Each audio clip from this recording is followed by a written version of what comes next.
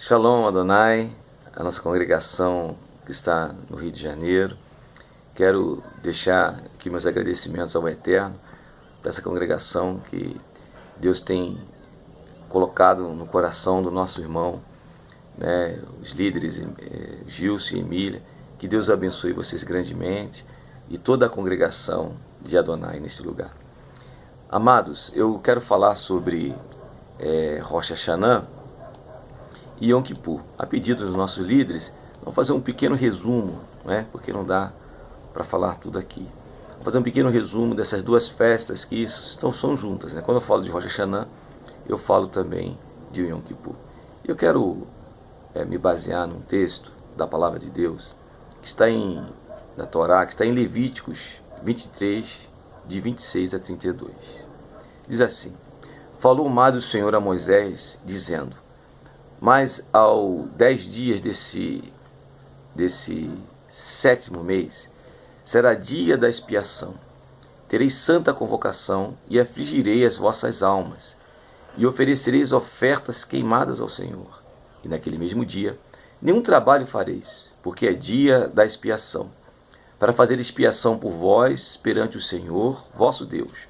Porque toda alma que naquele mesmo dia se não afligir, será extirpada do seu povo.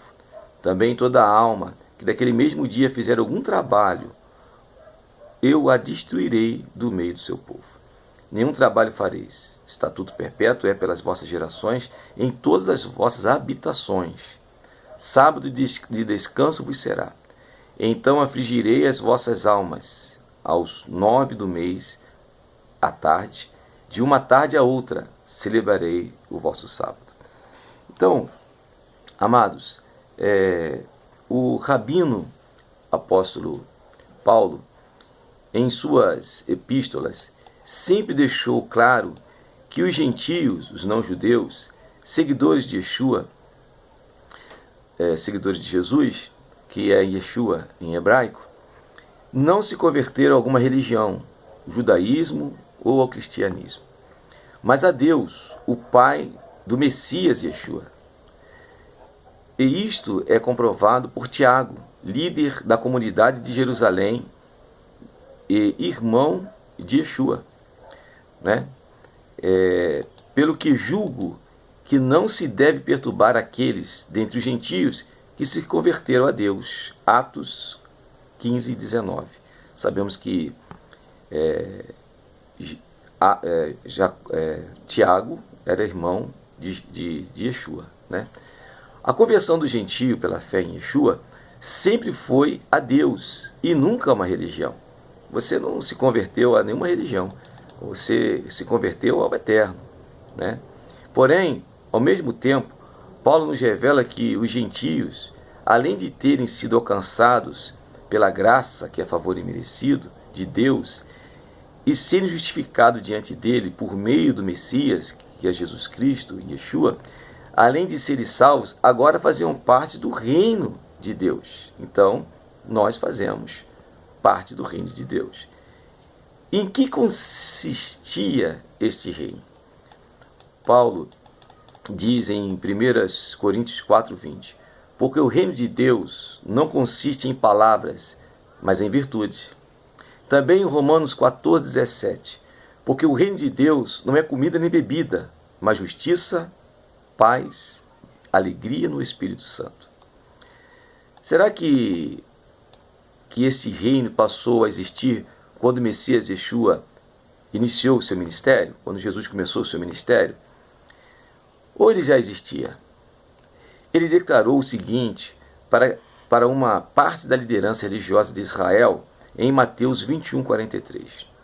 Portanto, eu vos digo que o reino de Deus vos será tirado e será dado a uma outra nação que dê os seus frutos.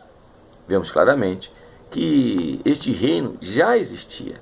Estava em Israel, representado pelos líderes religiosos. Vemos isso muito claramente. O reino de Deus foi revelado ao povo judeu, que teve a responsabilidade de praticá-lo e anunciá-lo às nações. Como o Eterno mesmo declarou em Êxodo 19:6, diz o seguinte: Eu e vos me sereis reino sacerdotal e povo santo. Essas são as palavras que falará aos filhos de Israel. Infelizmente, sabemos que a maior parte deles não agradou a Adonai e fizeram o que era mal diante dele. Porém, este reino permaneceu vivo para aqueles que foram fiéis, como o servo chamado Simeão, né? Havia em Jerusalém um homem chamado Simeão, homem este justo e piedoso, que esperava a consolação de Israel. E o Espírito Santo estava sobre ele, sobre Simeão. Revelar-lhe o Espírito Santo que não passaria pela morte antes de ver o Messias do Senhor.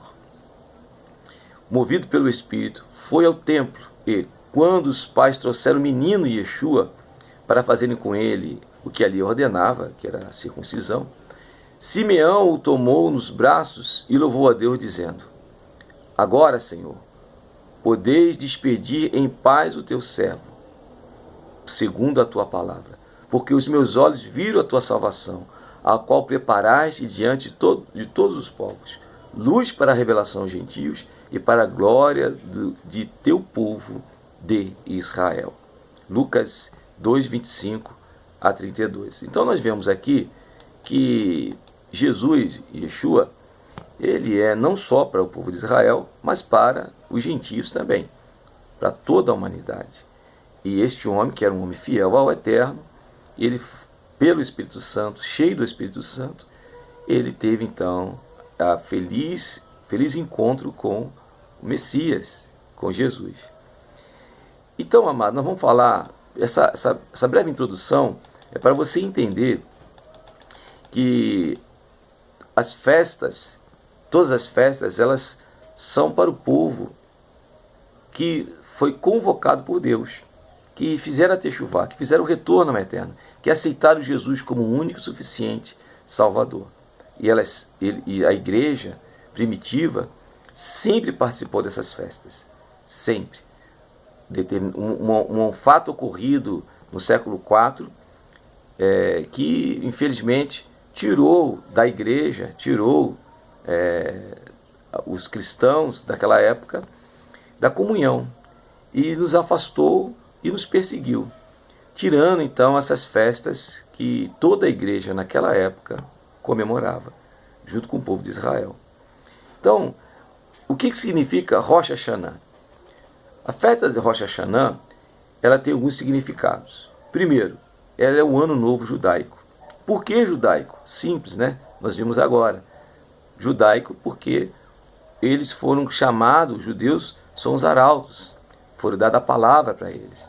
Eles retêm a palavra, eles conhecem, a eles foi dado o conhecer e o representar o Eterno na terra. Então eles continuaram a fazer isso e continuam até hoje, né? E por isso que é ano novo judaico. Mas não é que é judaico, é da terra, e nós vamos ver isso. E é o primeiro dia da criação do homem. Rosh Hashanah, o primeiro dia da criação do homem. É a coroação do Eterno. E em Rosh Hashanah toca-se o shofar. Em Rosh Hashanah nós temos um ato profético, é que nós comemos uma maçã com mel, né? É um ano de grande conquista e de grandes realizações. E em Rosh Hashanah também abre-se o livro da vida. Então, veja, esse ano novo, que aconteceu agora no dia 13 desse mês corrente, a Terra fez, a criação do homem fez 5.776 anos. Veja, pastor, mas nós estamos no ano 2015, vamos para o ano 2016. Esse é o calendário gregoriano feito pela Igreja Católica, pelos romanos. Mas nós não seguimos esse calendário, né? Esse é o calendário do mundo. Nosso calendário é o calendário bíblico, é o calendário do Eterno, que remeta-se desde a criação do homem. O homem foi criado no sexto dia. Então, no sexto dia, após a criação de todas as coisas, Deus cria o homem, que é a coroa da criação. Então, foi numa sexta-feira que o homem foi criado, né? Na sexta-feira. E essa sexta-feira, então, começou a contar aí, rodar o calendário, né, dos dias, dos anos, e hoje nós estamos no ano 5.776, que virou o calendário agora no dia 13 desse mês. A partir de Rosh Hashanah, quando nós comemoramos o Ano Novo, nós já estamos no Ano Novo, conta-se 10 dias, que aí vem Yom Kippur. Essas duas festas estão juntas.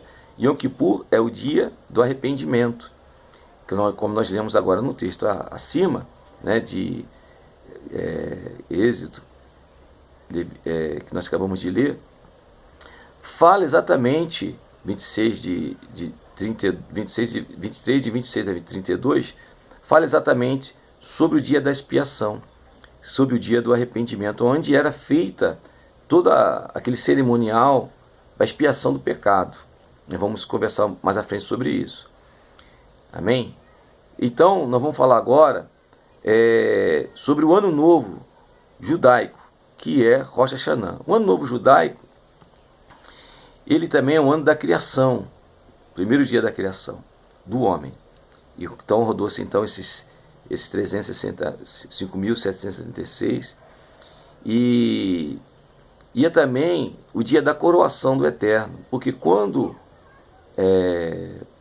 Adão ele recebe o fôlego de vida, ele exclama, faz uma exclamação, falando que o Eterno é o Rei dos Reis, Criador dos céus e da terra. É o grande Criador. É o Rei dos Reis, Senhor dos Senhores. É o Criador de todas as coisas. Então ele exulta o nome do Eterno. E nós temos também como dia da criação. Eu vou dar uma breve parada para dar continuidade ainda no vídeo, porque senão fica muito grande. Só um minuto.